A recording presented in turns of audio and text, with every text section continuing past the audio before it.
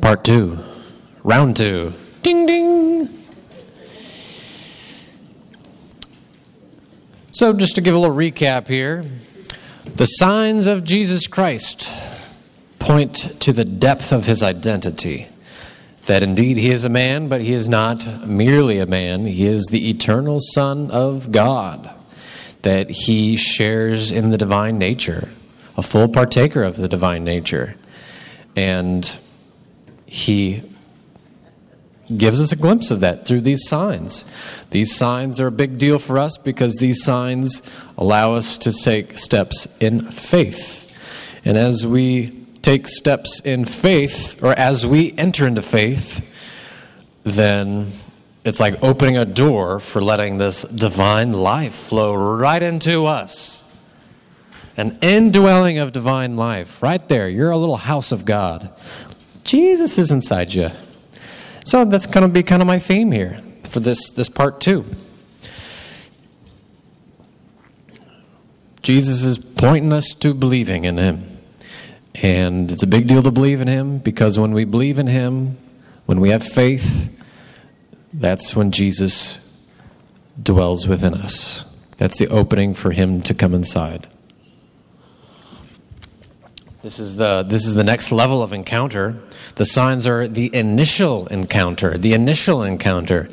It's not like our encounter with Jesus is just in moments. Like, oop, that was my encounter years ago. It's like, well, the reality is, it is an ongoing, continuous encounter. It does not stop. By and large. I mean, please God, it does not stop. And I want to really at least introduce this topic through a term that you all know very well. It's being and living in a state of grace. It's kind of a big deal, like a huge deal. Because when we're born, we need to be baptized. Like, we need to be baptized. This is part of the teaching of original sin, which is, people disagree about, I guess, these days, but it's like the most obvious thing in the world. It's like, look at the world. Yes, indeed, original sin is at hand. And we need baptism for salvation. And this baptism is the moment when done with faith, even if faith is borrowed from parents, where that door is opened and the indwelling of the Most High happens. The indwelling of the Most Holy Trinity occurs. Like, the Holy Trinity lives in baptized people. Straight up, that's how it works. The Holy Spirit, the Father, Jesus Christ, the three persons of God dwell in baptized people. We're dwelling places. We're dwelling places. When we're in a state of grace, we are dwelling places of God. And we cannot forget about that. That being in a state of grace changes the game. Having God live within us changes the game. Let me use the idea of a tabernacle. Y'all probably just had First Communion here for the wee little kids. Good. Exciting. Very beautiful. I told our little First Communion kids, like, all right, now y'all are temples, tabernacles of God.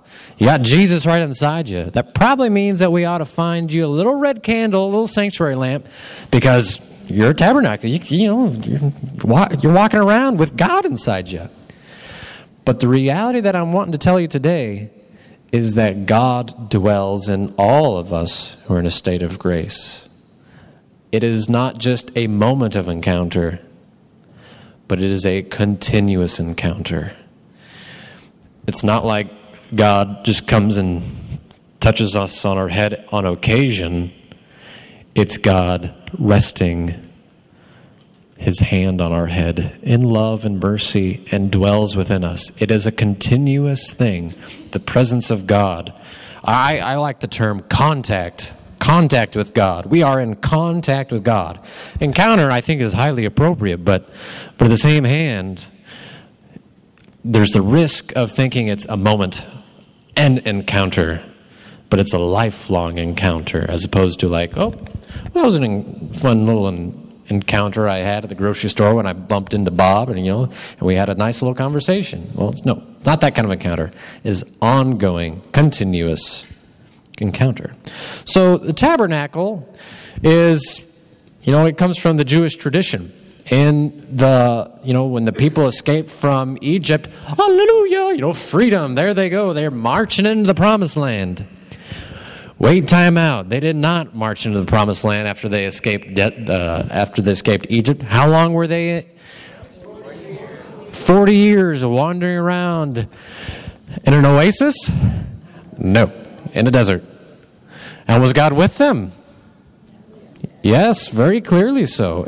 Maybe no other time in the history of the Israelite people was God so directly present and experientially present. And he was most especially present in a certain place. Because, God made no accident about giving us instructions about how to have, he'll give us instruction about the temple later, but how to put together this tent. And they called that the tent of, do you know what this was? Tent of meeting is generally how it's translated. Tent of meeting, where would be where Moses came and chit-chatted with God. Chit-chat, I shouldn't use that phrase. This is where he was like, holy smokes, God is talking with me and I'm just a human being. He'd also do that up in Mount Sinai in the most special ways. But the presence of God would come down to this little tent, and this would be the tent of meeting. And the people, all the people, the hundreds of thousands of Israelites would be outside of this tent of meeting, where there would be this encounter with God. And so, what the heck is the difference between encounter and meeting? I don't know. So we'll just call this the tent of encounter to keep with that word. I think it'll be fun. Yeah, the tent of encounter with God. And God was with them and guided them and showed them the path. When God moved forward with this great, pillar of fire or cloud, when he moved forward in that way, they followed him. When that pillar stopped, they stopped. The encounter with God was very highly tangible. God was in their midst. God was in their presence. This tent was the place of encounter. Tent of meeting. And the word for that was tabernacle. Brothers and sisters, we need to recognize that we who are in a state of grace are tabernacles, tents of encounter, continual, constant encounter. It is not a momentary experience that we have of God, but it is a continual reality that God is present, always present, whether I'm brushing my teeth, doing the laundry, giving a retreat, listening to a retreat, driving around at the farmer's market, praying on my knees, worshiping with my hands up in the air. In all those moments, God is equally present. And every once in a while, he lets us know. But he is always present. The Word became flesh and pitched his tent among us. Usually the translation reads, the Word became flesh and dwelt among us. But the word dwelt literally means get a tent up. And that's got big ramifications when we're talking about tents from the Old Testament there, tents in the Old Testament, because there is the tent. And there's also like the Feast of Tabernacles, if you ever know much of the Jewish tradition, which I'm a little spotty on myself, but they had the Feast of Tabernacles where they were in the desert and everyone had their own tent, and that was kind of a celebration of this, or a memorial of it in some way. But the Word was made flesh and pitched his tent among us. And you are his tent. You are his dwelling place. A couple conclusions from this. Mortal sin must be avoided at all costs. Holy smokes. It would be like the people of Israel having, this place of the dwelling place of God in this tent here. And they kind of going in and being like, you know what? Let's just take down the tent. We're done. We're done here. Let's conclude our encounter and conclude our meeting with God. When a person sins mortally, I'm not suggesting that y'all are doing that or have or whatever, but I mean, we just need to be aware to highlight the presence of God in a person who is in a state of grace and the mortal sin that takes us away from that. It's as crazy as the Israelites taking down the tent of meeting, the tent of encounter, and saying, hey, they don't, for whatever reason, if they had a good reason, they shouldn't have done it. If they had a bad reason, well, they definitely should have done it. The same thing for us. Mortal sins, for whatever reason, eliminate God's presence within us regardless. So we just need to be aware of the utmost importance. It means number one in the spiritual life, because God needs to be present for any step forward in the spiritual life. So that's just a conclusion from this, but I'm really highlighting that God's presence is with us who are in a state of grace. All right. Tressa of Lisieux, she talks about a fun little dream she had, actually. And I want to highlight this because this also shows the significance, the almost power that a person would have when they're in a state of grace. And I'll just read this from her little autobiography. Who has read her little story, her journal of her soul? Holy smokes, it's just the most charming little read. It's just like, holy cow. Because it's just her writing a little journal of her life. And she's not trying to get this to be published by some, Catholic University of France or whatever. She's writing it for her sisters because the Mother Superior, who was her sister, asked her to. And so she's just like, oh, I remember when I was a kid and this happened and blah, blah, blah, blah. Please read it. Check it out. It's awesome. You'll love it. Really will. Do you agree?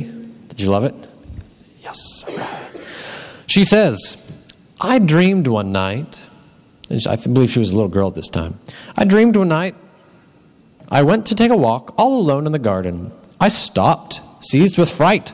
In front of me, two frightful little devils were dancing with surprising agility. All of a sudden, they cast fiery glances at me, and at the same moment, appeared to be more frightened than I was, for they jumped and went to hide in the laundry that was just opposite. Seeing they weren't so brave, I wanted to know what they were going to do, and I went up to the window. The poor little devils were there, running on the tables, not knowing what to do to hide from my gaze. Her gaze, the little girl's gaze. This dream, I suppose, has nothing extraordinary about it, and still I believe God permitted me to remember it in order to prove to me that a soul in the state of grace has nothing to fear from demons who are cowards, capable of fleeing before the gaze of a little child. Isn't that just the sweetest little story? But it's like, this God was showing her the importance of being in a state of grace, that fear of Satan, fear of any devil, no way, I'm in a state of grace. Ain't no one going to touch me here. Everyone's going to be running if you're an enemy. So, just a nice little story I found. So, I don't know if that was particularly abstract, but it's kind of an abstract concept of God dwelling in us as tabernacles, as tents of encounter. You are a tent of encounter. You are a tent of encounter. You are a tent of encounter. All of us are called to be places where God lives and dwells and has his being. I'd like to use two images from the Gospel of St. John just to kind of flesh it out a little bit. Just a little flesh it out. First, the story of the Samaritan woman. She, from the chapter, which chapter? I didn't write down which chapter there. So read that a little bit, because Jesus meets this woman at the well, and she's from, the enemy people, and plus she's a woman, and men didn't talk with women in public, especially if they're all alone like they were, and then there's this series of revelations that go. And one of the lines that comes from this, and a lot of this is kind of around the idea of water, and thirst. On one hand, we have a natural thirst for natural water, but he raises the conversation to a supernatural thirst for a supernatural water. He tells the woman, "Whoever drinks the water that I shall give will never thirst. The water that I shall give will become in him a spring of water welling up to eternal life." A spring. We got a spring inside of us. The water that I shall give will become in the person a spring. We read that so fast sometimes, when we read that, I guess in Lent a lot of times, but at the church on Sundays. But we forget that when we drink of this water in faith and we receive the divine life, it becomes in us a spring, a source of this water. All right, well, that's pretty dang awesome. Hallelujah again. Now think about a desert. Desert, they got a lot of sand in desert, a lot of heat. It's just hot. And the only thing that lives in deserts are maybe lizards that are freaks that don't need water or can absorb it from the air. That just seems ridiculous. But I don't know, I guess they got lizards out there. But, no one wants to be in a desert. If we're wandering around a desert, we're going to be I hope there's a spring of water somewhere because I'll just die without it. It's just simple as that. I'm just going to die without drinking water. That's kind of how deserts work. We need water. And so there it is off in the distance. It's an oasis. And you're stumbling. Please get to the oasis. And there might not be a lot of water there. But if there's a little pool, even a little pool, and there's maybe a couple of trees around it to provide some shade, that is going to be a huge, huge thing for someone who's going to die. This is a big, big thing. In a world of thirst, it doesn't take a whole lot of water to be a bright beacon of hope. Now, granted, if there is a lot of water, think about when you watch nature on PBS and they're out there in Africa and there's the savannah and there's hundreds of miles of desert there, and there's this huge body of water. Or there's a crater, actually, where the water has kind of pooled up. And above the rim, there's just not much anywhere. But when you go down there, all of a sudden, there's this beautiful grassland, and there's trees, and wildlife, and wildlife, and wildlife, and wildlife. Because it has become an oasis, not just a little oasis that would save the life of one person, but this has become really a source of life for a whole ecosystem. It is just incredible. So think of that within your soul. Talk about awesome. Yeah, all right, yeah. We are those, the source of life. We are not, but Jesus is, and Jesus provides that source of life within us. Now, some people who are in a state of grace might allow just a little bit of water to come out. Other people might be I'm trying to give my whole life to the Lord so that not just a little bit of water comes out, but that I do nothing to hold this water back and that I give myself all to the full flow of this water. So even with people who are in a state of grace, there can be a huge difference. And that's our soul. The source of life for us and a source of life for others.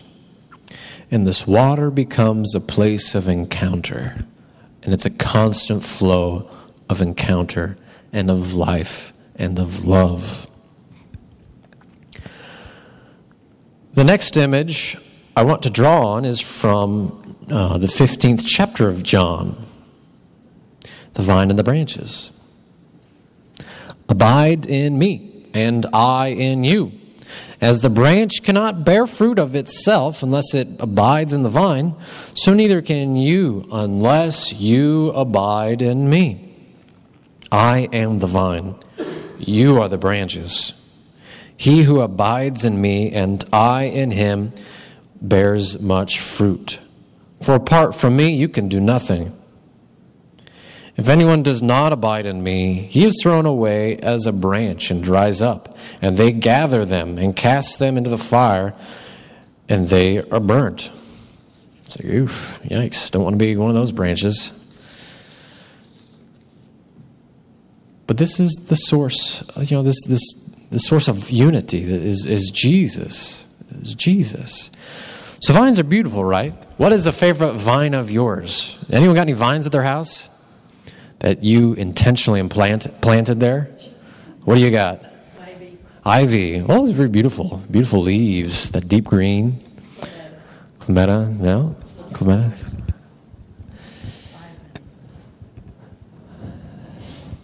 Yeah, I like morning glories, just that soft blue and those big, big blooms. Yeah. Now, honeysuckle, you mentioned you didn't want it there. My neighbor has it, and it's invasive. And it's like heavy, and it'll like tear down a fence. Or who's got a trumpet vine? Man, that'll like rip down like a whole wall of your house or a pergola or whatever you got, a fence. I mean, it can be powerful. These vines, they can be beautiful. They can be powerful. And they can be fruitful. Probably nobody has grapevines. Anyone got grapevines by chance? It's not really a big deal in Oklahoma. I don't think we're known for our wine. But let's say we're all in the Napa Valley. Oh, yes, think of all the beautiful, beautiful grapevines that we have here in the area. Isn't this marvelous? And just, we had some grapes here at in the little fruit salad, and it was just tasty, tasty, tasty, tasty. And that comes from a vine. Now, if those vines are like, hey, you know what? Or, the branches are like, yeah, let's go out on our own. Let's be independent. Freedom! And these branches are like, now I'm free from the vine. I'm going to go over here and start my own grape cluster. It's just like, all right, little vine or branch, go for it. You're going to die. Yeah, you're just not going to last very long. The branch's life depends on the vine. This is just what we know. It's just very obvious. We don't even think about it, but we know very much. There is no life for a branch off of the vine.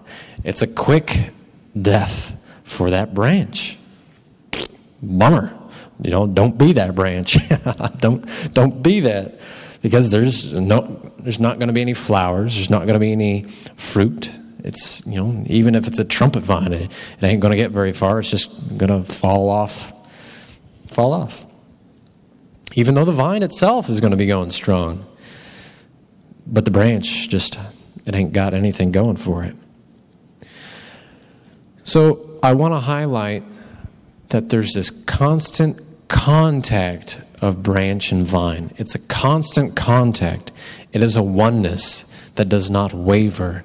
It is a very, if there were moments of like, oh, now I'm detached, now I'm back, now I'm detached, now I'm back. Well, that's like some weird vine, I guess, but that just doesn't happen. The relationship is one of constancy, of consistency, of unchanging reality. The oneness does not change. And if it did change, it would mean that the branch dies. I also want to highlight that there is what flows between the branch and the vine. Within. The sap, there might be some for branches, but there's got to be it's the life source. This life flows from within it. It's the sap. And that's how the nutrients, how the water flows to the extremities of the plant. And without this flow within,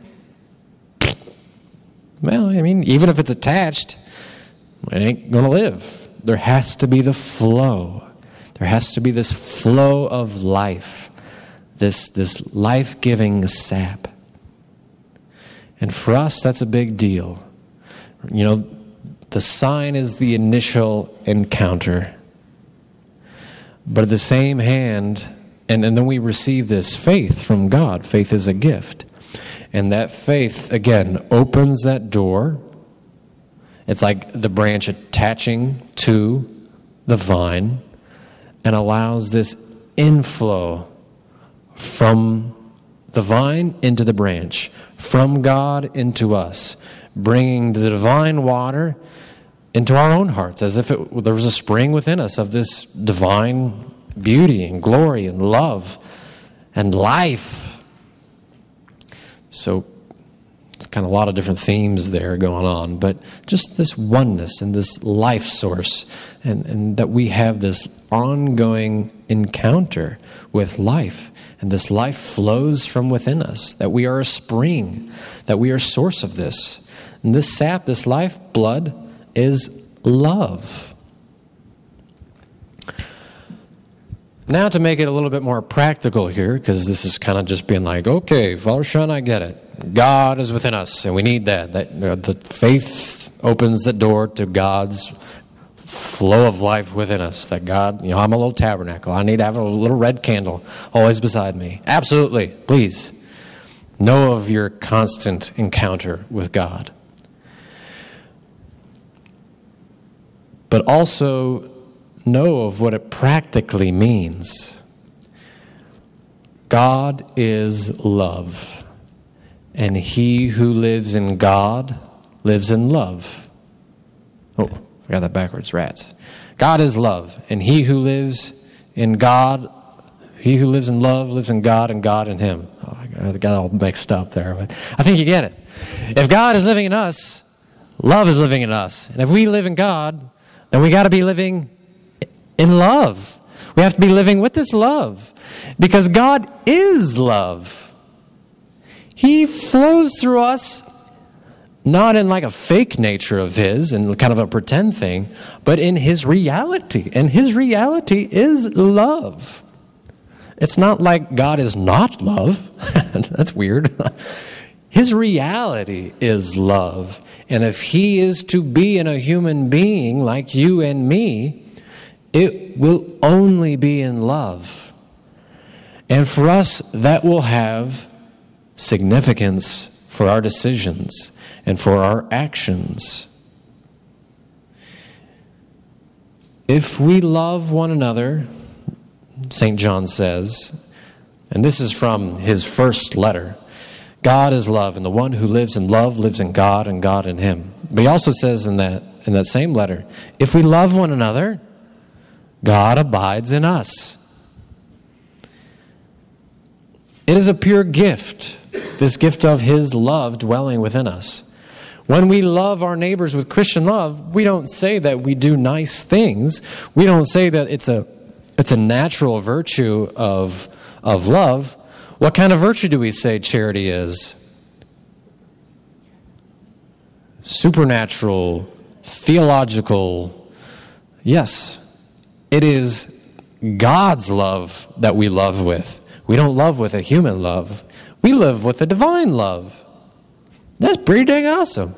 So when someone takes your plate, when someone gives you a hug, when someone does a kind deed, when you do that kind deed, and when you're a Christian, that is God loving you through that person. That is God living in their heart, in his love, and flowing out to you. If it wasn't a Christian, yeah, it'd be nice. It'd be a form of love, but it'd be a natural love that Christians don't do. But for us Christians, it is an infusion of divine love into our hearts that we love with. So every act of love that we give to another person is an act of God's love for them. It is a pure gift, and we receive it in faith, and we maintain it in love. Just an example of this. Who's got a garden this year? I bet a bunch of you do. Garden. Who's got some veggies? Oh, not as many as I thought. All right, well. My birthday was in April, and someone at the church got me tomato plants and pepper plants. And was there another plant? I think there was another kind of plant too. And I was like, oh, okay, well, it's one of these gifts that now gives me responsibility. It's like, oh my gosh, like now I got work. It's like, when you're like a little kid, you're like, Mom, I got you a new vacuum cleaner. It's like, Moms are probably like, well, I don't know about this gift. I don't know, maybe moms love those gifts. I have no idea.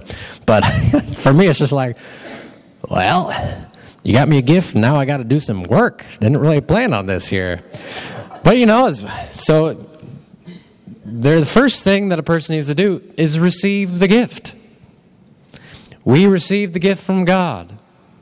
Just like I received these gifts of these vegetables. All right? And there's maintenance that is required. We receive it in faith, but we maintain that gift in love. And if we choose not to love, well, that kind of limits God's presence. And if we systematically do not love, God no longer dwells within us, and we have consciously eliminated him from our heart when it's systematic. And when we choose not to love, we just simply kind of make that spring that God has put within our hearts a little bit more contracted so it can't flow as much life-giving water. But when we say, Lord, I will love as much as you help me to love. I'll do it all. Well, that spring is going to enlarge. We receive this in faith, but maintaining it is in love. I receive those veggies in faith, and I maintain them with my work and diligence and follow through. I don't think any of them have died yet. In fact, I was inspired and I bought more. Not a lot more. I'd be overwhelmed. Yes, please. Okay, so when we are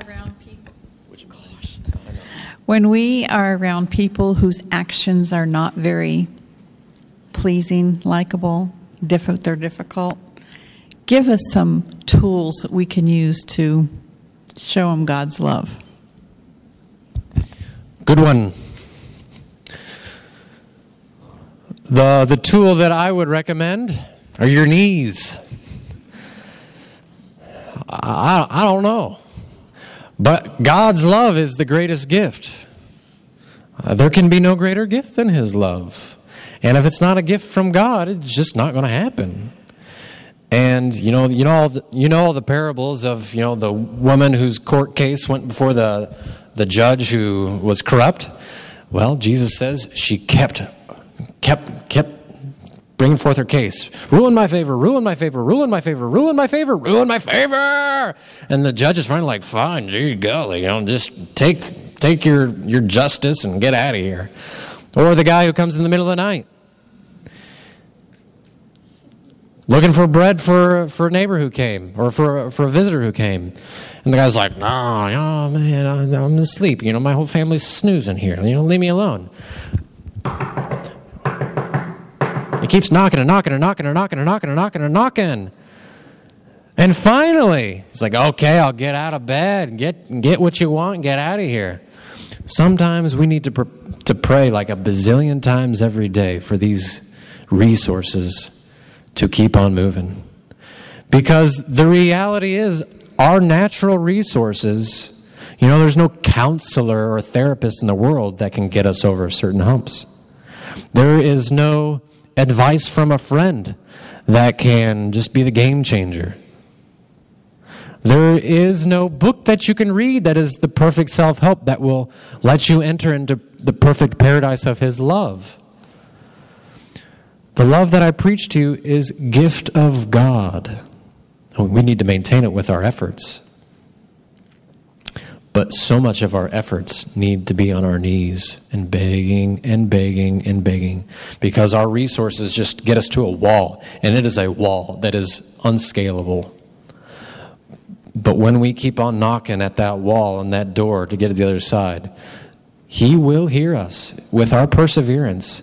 And when we think that, I can't love anymore, he's going to reach down and he's going to pick us up and he's going to lift us up onto this other side where he makes this love happen, because it is his gift. The faith, hope, and love, these theological virtues, are not natural things. They do not happen with our own efforts alone. But they are first and foremost God's initiative, God's free gift to us. And we receive it in faith, and we maintain it by trying to love and begging for more of it. And, you know, we're going to make mistakes. We're going to mess up. We're going to think that we're doing the right thing, and we'll get a little wiser in the next month, the next year, and we'll be like, oh, dang it. Well, let me try a new way to love here. But it's hard. To pray for the wisdom to know how to love, to pray for the strength to love, to pray for the attentiveness in our encounters with those people, to realize that I need to be loving, to pray for a control of our tongue, to pray for a guidance of our tongue, that we do actively say the right thing. It's just hard, and I don't have the best advice. Other than praying, which I think is the best advice, otherwise I wouldn't be giving it. Because there's nothing that I can say that is going to give the right answer. But there's a gift from God that will make saints. It is God who makes saints. It is not us. Our efforts are essential, but it's God's initiative first. So, you know, it is our knees that is our biggest tool. It's our prayer, our hands folded. You know, the rosary I mentioned at the beginning. Please, please, please pray the rosary every day. Pray for yourself every day. I'm going on and on this topic, but it's an excellent question because this is where it becomes most practical. There was I was, I guess, a priest. In my first year as a priest, I was still in school, and one of the deacons gave a homily at the seminary. And, you know, as a deacon, as a brand new deacon, as someone who's just starting to preach, it's kind of intimidating to preach to your peers, both that are older and just became priests and also younger, who are younger seminarians. But he gave an excellent homily. And he said, pray for yourself. You know, you got to pray for other people, absolutely, because we can't be self-centered. But in order to be other-centered, sometimes we got to have the gift of selflessness, and we got to pray for that for ourselves. And I was like, oh my gosh, I should be praying for myself a lot more. And so I started to do that. And, you know, I can't go into all the details, but it was just a game changer for me. I mean, it really was. And highlighting the real specifics of what I am praying for. Because these are gifts of God that we're looking for. I'm not a therapist, I'm not a counselor, but I am saying that God can provide for all that we need. Sacraments, frequent the sacraments, more adoration of our Lord and the Blessed Sacrament throughout the week. Meditation on Scripture, meditation through the imagination. These are the path to become holy. And holiness in and of itself is the degree of magnitude of God's presence in our hearts, the presence of His love. It's not complicated. The holy person is the one who loves with God's love. So, excellent question. Excellent. We receive that in faith, and we maintain that with our constant love and prayers.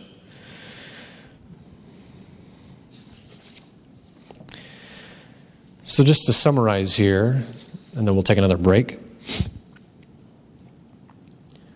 The signs are our initial encounter with God.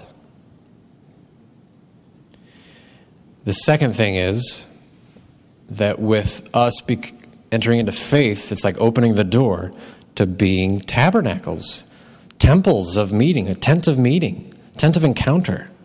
And it's a constant contact of active loving, being a dwelling place of God. And then thirdly is glorification, glory. We've touched on the book of signs, and next we'll touch on the book of glory. You might be shivering because you might know what's in that book of glory, but it's glory. It is glory. It's pure glory. So let us take a break.